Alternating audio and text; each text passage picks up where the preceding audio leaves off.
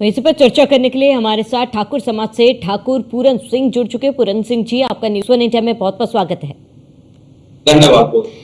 पूरन सिंह जी, 2019 में जो तस्वीरें हमने देखी और 2024 के चुनाव नतीजों में जो हमने अंतर देखा है, काफी बड़ा अंतर रहा है, क्योंकि हमने देखा है कि ठाकुर समाज कहीं ना कहीं कई वजहों से, एक नहीं कहेंगे बल्कि कई वजहों से बीजेपी से नाराज चल रहा था। तो पूरन सिंह जी, आपको लगता है कि कहीं ना कहीं ठाकुर समाज को नाराज करना बीजेपी पर भारी पड़ा है?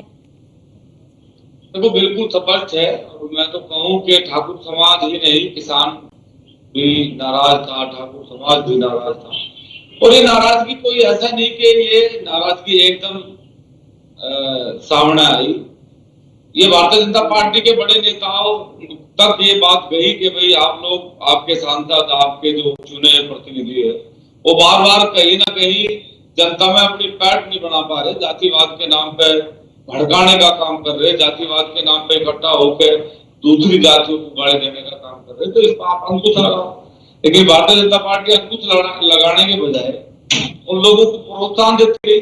और फिर ये पूरे देश में 7 अप्रैल की पंचायत रखी क्षत्रिय स्वाभिमान महाकुंभ लड़ौता में, और उसके बाद फिर पूरे देश में पंचायतों का दौर शुरू हुआ। और चाहे वो फिर हरियाणा हो, चाहे राजस्थान हो, चाहे गुजरात हो, चाहे उत्तर प्रदेश हो। और ये जो बड़ा नुकसान भारतीय जनता पार्टी को हुआ, इसका खामियाजा भारतीय जनता पार्टी को एक बड़ी नाराजगी राजपूतों की थी जो जिसे वो साध नहीं पाए, और उसका परिणाम उनके सामने। पूरन सिंह जी, क्योंकि देखिए बीजेपी की तरफ से तो कोशिशें काफी ज्यादा की गई थी, मनाने की कोशिश की गई थी, खुद सीएम योगी आदित्यनाथ पहुंचे थे मैदान में, ठाकुरों को समझाने की कोशिश की गई थी।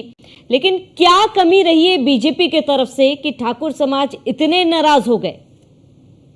देखो, किसी को मनाने की कोशिश नहीं करी गई, एक व्यक्ति को मनाने की कोशिश नहीं की। चुनावी रैलियां थी, चुनावी रैलियों में आज योगी आदित्यनाथ जी आए, चुनावी रैली में राजनाथ सिंह आए। चुनावी रैलियां उन्होंने जरूर करी, लेकिन किसी को मनाने का प्रयास नहीं किया। और जो बड़ी मांग थी, बड़ा एक था कि भाई महापुरुषों की मूर्तियों के सामने जो जाति सूचक शब्द लिखे गए, सरकार एक कानून बनाना चाहिए सरकार को कि भाई वो आज से बाद में किसी भी कोई भी जाति का व्यक्ति महापुरुषों के सामने जाति सूचक शब्द ना लिखे। ये कहा कि भाई आपसे कैराना से प्रदीप चौधरी का टिकट काट के आप सैनी समाज को, कश्यप समाज को, जाट समाज को, जिसे चाहो दे दो, हमें कोई ऐतराज नहीं है। पुरुषोत्तम रूपाला का आप टिकट काट दो, हमें ऐतराज। हमारी लड़ाई नहीं थी, लेकिन भारतीय जनता पार्टी ने मतलब एक किस्म से जो उनके सांसद हमारे साथ व्यवहार कर रहे थे, उसमें उल्टा घी गिरने का काम करा, और वो ही एक आग लगी। और आग का ये परिणाम है जो 4 तारीख में इस देश को देखने को मिला। और पूरे देश में नाराजगी रही, कहीं कम कहीं ज्यादा, लेकिन राजस्थान, हरियाणा और उत्तर प्रदेश की नाराजगी अब ये बताने की जरूरत नहीं है, एक बड़ी नाराजगी थी। और ये बड़ी नाराजगी जब तक रहेगी जब तक भारतीय जनता पार्टी पर काम नहीं। बिल्कुल पूरन सिंह जी, क्योंकि देखिए बीजेपी तो दावा करी सभी को साथ लेके चलने की, सबका साथ सबका विकास की बात लगातार बीजेपी कहती आ रही है। लेकिन पश्चिमांचल की बात की जाए तो अगर 2019 की बात करें, करीब 27 में से 19 सीटें थी, अब वो सीटें 12 में सिमट कर रह गई। चुनाव से पहले अगर हम उत्तर प्रदेश की बात की जाए, प्रतापगढ़, जौनपुर समेत कई ऐसे क्षेत्र थे जहां पर आप नाराजगी देखी गई थी, महापंचायत भी बिठाया गया था, और आप लोगों को ठाकुर समाज की तरफ से ये एक मैसेज देने की कोशिश की गई थी कि अगर आप नाराजगी ऐसी ही रही तो बीजेपी को वोट नहीं दिया जाएगा। तो ये कहना गलत होगा कि ठाकुर समाज जो है इस बार इकट्ठे होकर उन्होंने मतदान किया था, उनका मुद्दा जो था वो एक ही था? देखो, शुरू से मैं आपको अवगत कराऊं कि यदि 7 तारीख की आप पंचायत देखोगे तो 7 तारीख से पहले 15 तारीख में माता शाकुंभरी देवी से जब ये यात्रा शुरू हुई थी, क्षत्रिय स्वाभिमान यात्रा, तो तब भी लगभग जो लोकल के लीडर थे, सांसद थे, लेकिन मंत्री थे, तब तक की बात गई कि भाई समाज नाराज है, और यदि समाज को आप लोग ना मना पाए, आप लोगों ने ये सारा सिस्टम कवर ना कर पाए, तो इसका नुकसान होगा। लेकिन उसे वो बहुत हल्के में लेते रहे। वो कहते रहे ये तो चंद लोग हैं, इनके घूमने से क्या हो रहा, मतलब वो एक किस्म से मनाने के बजाय और भी उन्हें आक्रोशित करते रहे। और वो ये कहते रहे ये तो कुछ लोग हैं, ये देश विरोधी लोग हैं, ये राजपूतों से इनका कोई मतलब वास्ता नहीं है। और अब मुझे ये कहने में 1% भी गुरेज नहीं है कि उनका वो नजरअंदाज करना, उनका वो अहंकार और उनका लोकतंत्र के प्रति संवेदनशील ना होना, ये उनके लिए कहीं ना कहीं दुर्दायवाद ये आपके सामने है। अब इसमें कुछ कहने की जरूरत नहीं है, क्योंकि उत्तर प्रदेश ने एक बड़ा अखिलेश यादव के साथ जाके ये साबित करा उत्तर प्रदेश ने कि लोकतंत्र में जब तक आप अपने उन लोगों की बात नहीं सुनोगे जो लोग आपके साथ खड़े रहे आपकी हर परिस्थिति में, तो फिर आपको आने वाली सरकारों को भी या वर्तमान की सरकारों को भी समझ लेना चाहिए कि बहुत बड़े नुकसान की भरपाई करना बहुत मुश्किल है। जी बिल्कुल पूरन सिंह जी, क्योंकि आप कह रहे हैं कि नजरअंदाज किया क्या कहीं ना कहीं, हालांकि बीजेपी ये कह रही कि पूरी कोशिश की गई थी मनाने की। इसके साथ ही आपको ये जो नतीजे सामने, आपको सबसे बड़ी और मुख्य वजह क्या लग रही है? क्या बीजेपी काफी ज्यादा आश्वस्त हो गई थी अपनी जीत को लेकर? देखो, एक तो मैं शुरू से कहता रहा, फिर क्या है कि ये देश लोकतंत्र का देश है, ये ना भाजपा का देश है ना कांग्रेस का देश है। और आज भी ना कांग्रेस जीती ना बीजेपी जीती, आज भी ये लोकतंत्र की जीत है। आज दोनों पार्टियां, चाहे इंडिया गठबंधन हो चाहे एनडीए गठबंधन हो, बिना किसी बहुमत के सरकार ना भाजपा के साथ गठबंधन है ना कांग्रेस के साथ गठबंधन है।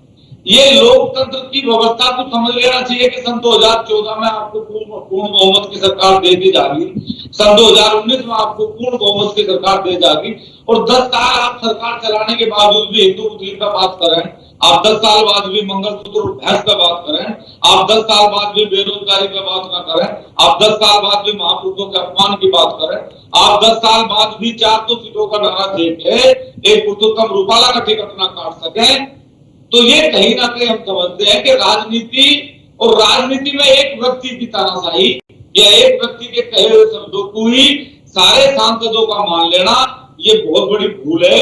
और ये समझ लेना चाहिए कि ये लोकतंत्र का देश है भारत, यहाँ ये किसी भाजपा या कांग्रेस या अन्य दल का देश नहीं है। यहाँ लोकतंत्र हमेशा मजबूत रहेगा और हम जैसे लोग हमेशा लोकतंत्र के लिए लड़ते हैं। बिल्कुल, यानी कि पूरन सिंह जी, ठाकुर समाज की तरफ से एक मैसेज सभी पार्टियों को दिया गया है कि अगर नजरअंदाज किया जाएगा, क्योंकि ये लोकतंत्र देश है और अपने जो मताधिकार है जनता के पास, उससे ही वो जवाब देंगे सरकार को। क्या अनुप्रिया पटेल चुनाव के उस चरण में ये कह रहे हैं कि राजा की कोख से जन्म लेते? अच्छा भाई, पता है सबको कि लोकतंत्र में राजा जन्म नहीं लेता, लेकिन क्या आप कह के अपमान नहीं कर रहे हो समाज का? आप ये बात कह के कि अब राजा पेट से, भाई जी मुझे पता है कि जो चीज नहीं है, आप फिर भी आप कह के अपमान करो, तो फिर उसका बदला क्यों ना लिया जाए?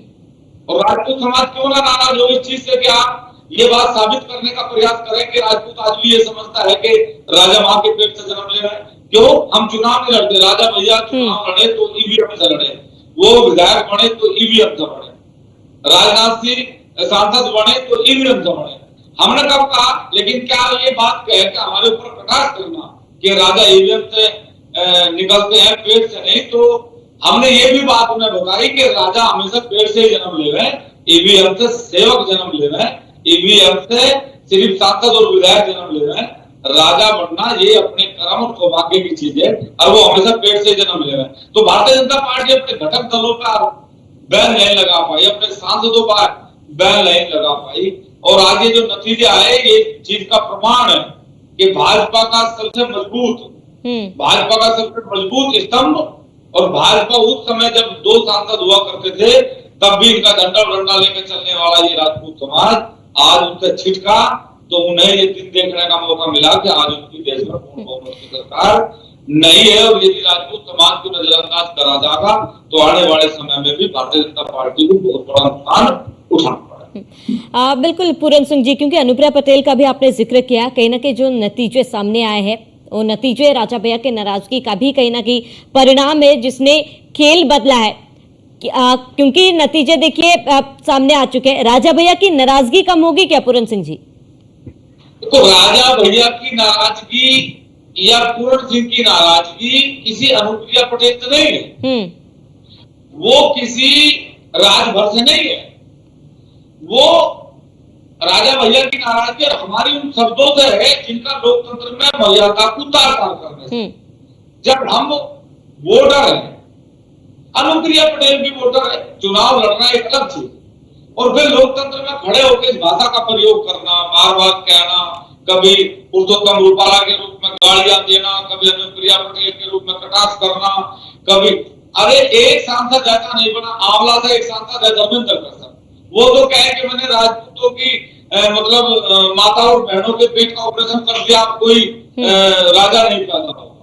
मतलब जब भारतीय जनता पार्टी के दो बार के सांसद भी अपनी जुबान पर पाबंदी नहीं लगा पाएंगे और आदरणीय मोदी जी और अमित शाह जी या अन्य बड़े नेताओं पे एक बार भी बैन नहीं लगाएंगे, तो आने वाले समय में भी चाहे राजा भैया हो, चाहे वो पूरन सिंह हो, चाहे राजपूत समाज के वोटर हो, चाहे राजपूत समाज के लीडर हो, इस नाराजगी को जब तक रखेंगे जब तक ये सारी परंपराओं पर भारतीय जनता पार्टी बैन नहीं लगा। बिल्कुल, देखिए नाराजगी का खामियाजा बीजेपी को भुगतना पड़ रहा है पूरन सिंह जी, लेकिन अगर हम सपा और कांग्रेस की बात करें, अब क्या लगता है कि क्या वो जो मांगे ठाकुर समाज की थी वो आने वाले समय में तमाम बाकी अन्य पार्टी पूरा कर पाएंगे, खुश कर पाएंगे? देखो, हमारा पार्टियों से कोई मतलब नहीं, हमने ये राजपूत समाज के स्वाभिमान की लड़ाई थी। अगर कल यही काम अन्य पार्टी या अन्य नेता करेगा, उसके खिलाफ भी हम हमेशा लड़ते रहेंगे, क्योंकि सेना का काम है लड़ना, चाहे युद्ध पाकिस्तान के साथ हो, चाहे चीन के साथ हो, चाहे अमेरिका के साथ। हमारा काम है संविधान के लिए लड़ना, लोकतंत्र के लिए लड़ना और महापुरुषों के लिए लड़ना, स्वाभिमान के लिए लड़ना। सरकार किसी की भी हो, अगर वो भी इसी नक्शे कदम पर चलने का प्रयास करेगी तो उनके साथ भी हम लड़ेंगे और अपने अधिकार के लिए, इस संविधान और लोकतंत्र के लिए हमेशा लड़ते हैं। ठीक है ठाकुर पूरन सिंह जी, न्यूज़ 1 इंडिया से जुड़ने के लिए, बात करने के लिए आपका बहुत बहुत शुक्रिया। धन्यवाद, बहुत बहुत।